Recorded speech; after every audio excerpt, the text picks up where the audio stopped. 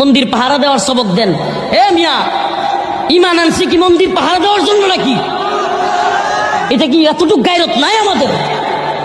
মুসলিম হয়েছি, ইমান আনছি আল্লাহর জন্য। ইব্রাহিমের চেতনা ছিল মূর্তি ভাঙার চেতনা। আর আজকে কি কয় মাদ্রাসা ছাত্ররা গিয়ে কি পাহারা দিবে?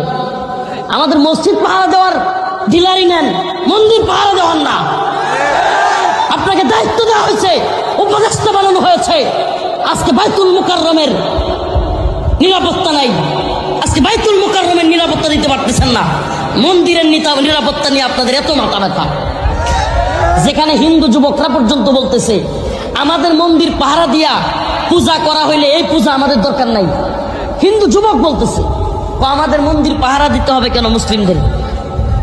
আমরা বলি মন্দির যেমনি ভাবে আমরা ভাঙার কথাও বলি না, মন্দির পাহারা দিবে মুসলমান এটাও বলি না।